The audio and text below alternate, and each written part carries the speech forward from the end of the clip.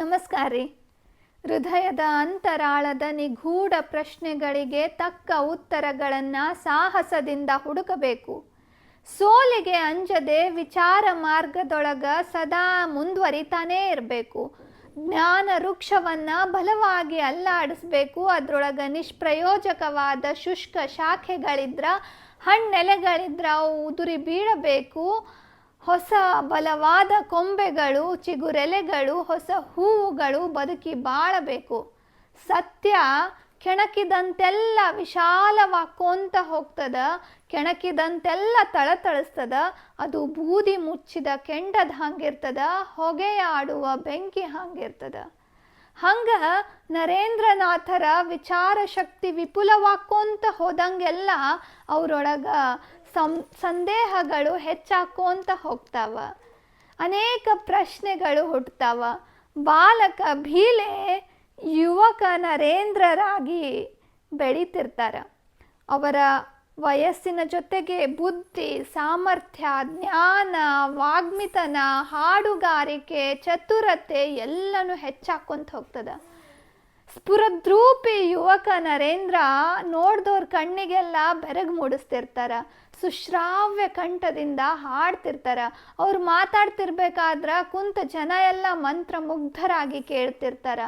ಅಷ್ಟು ಜ್ಞಾನವನ್ನು ಹೊಂದಿದ ವಿವೇಕರು ಯೌವನಕ್ಕೆ ಕಾಲಿಡ್ತಿದ್ದಂಗೆ ಎಲ್ಲ ಧರ್ಮ ಗ್ರಂಥಗಳನ್ನು, ಮಹಾಭಾರತ ರಾಮಾಯಣಗಳನ್ನು ಓದ್ಕೊತಾರ. ಸಾಕಷ್ಟು ಪ್ರಶ್ನೆಗಳಿಗೆ ತಮ್ಮನ್ನು ತಾವು ಗುರಿಯಾಗಿಸ್ಕೊತಾರ. ದೇವರ ಅನ್ವೇಷಣೆ ಒಳಗೆ ತೊಡಗ್ತಾರ. ಆಧ್ಯಾತ್ಮದ ಹಸಿವು ಅವರಿಗೆ ಹೆಚ್ಚಾಕೊಂತ ಹೋದಂಗೆಲ್ಲ ಅನ್ವೇಷಣಾ ಕ್ರಿಯೆ ಹೆಚ್ಚುತ್ತದ. ಪದವಿ ಕಲ್ಕೊಂತ ಸಾಕಷ್ಟು ಧಾರ್ಮಿಕ ಮುಖಂಡರನ್ನು ಭೇಟಿಯಾಗ್ತಾರ. ದೇವರನ್ನು ನೋಡಿರೇನು ಅಂತ ಕೇಳ್ತಾರ. ಅವರೆಲ್ಲ ತಮ್ಮದೇ ರೀತಿಯೊಳಗೆ ಉತ್ತರ ಕೊಡ್ತಾರ. ಆದರೆ ಅವ್ಯಾವು ಈ ಯುವಕನಿಗೆ ಹಿಡಿಸೋದಿಲ್ಲ. ಉತ್ತರಗಳು ಸಮಂಜಸ ಅನಿಸೋದಿಲ್ಲ, ಸ್ಯಾಟಿಸ್ಫ್ಯಾಕ್ಷನ್ ಕೊಡುವುದಿಲ್ಲ. ಒಂದಿನ ಕಾಲೇಜ್ನಾಗ ವರ್ಡ್ಸ್ವರ್ತನ ಪೋಯಮ್ ಒಂದು ಹೇಳ್ತಿರ್ತಾರ ಫ್ರೆಂಚ್ ಪ್ರಿನ್ಸಿಪಲ್ ಅವರಿಗೆ. ದಾರಿ ತೋರನಗೆ ದೇವದೇವ, ನೂರಾರು ದಾರಿಗಳು ಸೇರುವೆಡೆ, ಕತ್ತಲಲ್ಲಿ ಕಣ್ಣು ಕಾಣದೆ ಭಯಭೀತನಾಗಿ ನಿಂತಿದ್ದೇನೆ. ದಾರಿ ತೋರನಗೆ ದೇವದೇವ, ಮನಸ್ಸು ವಿರುದ್ಧವಾದ ಬೋಧನೆಗಳಿಂದ ಕದಡಿ ಹೋಗಿದೆ. ಶಾಂತಿ ಬರುವ ಬದಲು ಮತೀಯ ಭ್ರಾಂತಿ ಹೆಚ್ಚುತ್ತಿದೆ ಅಂಥೇಳಿ ಕವನ ಓದ್ತಿರ್ತಾರ.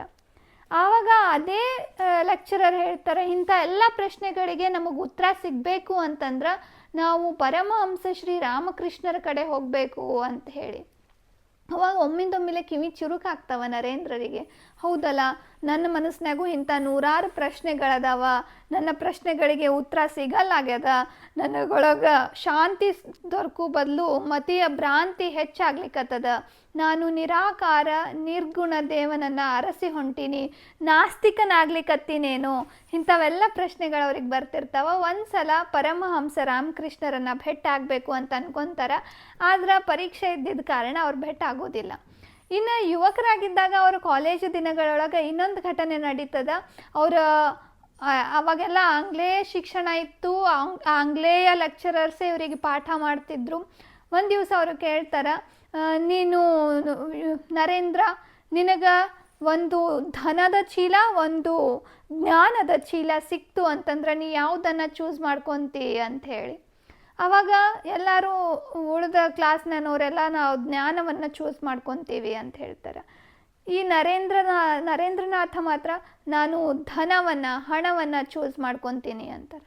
ಅವಾಗ ಲೆಕ್ಚರರ್ ಹೇಳ್ತಾರೆ, ನೋಡ್ರಿ ಇದೇ ಇಂಡಿಯನ್ ಮೆಂಟಾಲಿಟಿ, ನನಗೆ ಗೊತ್ತಿತ್ತು ನರೇಂದ್ರ ಇದೇ ಆನ್ಸರ್ ಮಾಡ್ತಾನ ಅಂತ ಹೇಳಿ ಅಂತಾರೆ. ವಾಪಸ್ ನರೇಂದ್ರ ಕ್ವಶನ್ ಮಾಡ್ತಾರೆ, ನೀವೇನು ಚೂಸ್ ಮಾಡ್ಕೊತಿದ್ರಿ ಅಂತ. ಆಗ ಲೆಕ್ಚರರ್ ಹೇಳ್ತಾರೆ, ನಾನು ಜ್ಞಾನವನ್ನು ಚೂಸ್ ಮಾಡ್ಕೊತಿದ್ದೆ ಅಂತ. ಅವಾಗ ನರೇಂದ್ರ ಉತ್ತರ ಕೊಡ್ತಾರೆ, ಹೌದು, ಯಾರ ಹತ್ರ ಏನು ಇರುವುದಿಲ್ಲಲ್ಲ ಅದನ್ನೇ ಅವರು ಬಯಸ್ತಾರೆ. ನನಗೆ ಹಣದ ಅವಶ್ಯಕತೆ ಅದ, ನನಗೆ ಧನ ಬೇಕು, ಅದಕ್ಕೆ ನಾನು ಧನವನ್ನು ಚೂಸ್ ಮಾಡ್ಕೊತೀನಿ. ಜ್ಞಾನದ ಅವಶ್ಯಕತೆ ನಿಮಗದ, ನೀವು ಅದನ್ನು ಚೂಸ್ ಮಾಡ್ಕೊತೀರಿ ಅಂತ ಹೇಳ್ತಾರಂತ. ಅತ್ಯಂತ ಖ್ಯಾತ ವಾಗ್ಮಿ ಆಗಿರ್ತಾರ. ಮೊದಲೇ ಹೇಳಿ ಕೇಳಿ ವಕೀಲರ ಮಗ, ವಕೀಲಿ ವೃತ್ತಿಯನ್ನು ಪ್ರಾಕ್ಟೀಸ್ ಮಾಡ್ತಿರ್ತಾರೆ.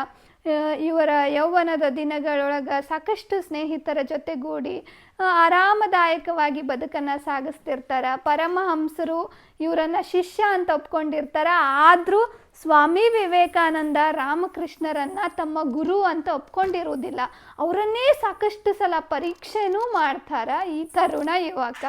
ಆದರೂ ಆ ಗುರುಗಳು ಅವರನ್ನು ಶಿಷ್ಯ ಅಂತ ಒಪ್ಕೊಂಡಾದ್ಮೇಲೆ ಅವರನ್ನು ಪರೀಕ್ಷೆ ಮಾಡುವ ಗೋಜಿಗೆ ಹೋಗುವುದಿಲ್ಲ. ಅವರ ನೋವುಗಳಿಗೆ ಇವರು ಕಂಬನಿ ಆಗ್ತಾರೆ, ಅವರ ನಲಿವುಗಳಿಗೆ ಇವರು ನಗೆ ಆಗ್ತಾರೆ. ತಾಯಿ ಕಾಳಿ ಮಾತೆಯೊಳಗೆ ದಿನ ಬೇಡ್ಕೊಳ್ತಿರ್ತಾರೆ, ನರೇಂದ್ರನಿಗೆ ಛಲೋ ಆಗಬೇಕು, ಆತ ಮುಂದೊಂದು ದಿನ ದೇಶದ ಭವಿಷ್ಯವನ್ನು ಬರೆಯುವ ಆತ ಅದಾನ ಅನ್ನುವ ಮುಂದಾಲೋಚನೆ, ದೂರದೃಷ್ಟಿ ರಾಮಕೃಷ್ಣರಿಗೆ ಇರ್ತದೆ. ಮುಂದೇನಾಗ್ತದೆ ಅನ್ನೋದು ನಾಳೆ ನೋಡೋಣಂತ್ರಿ. ಧನ್ಯವಾದ.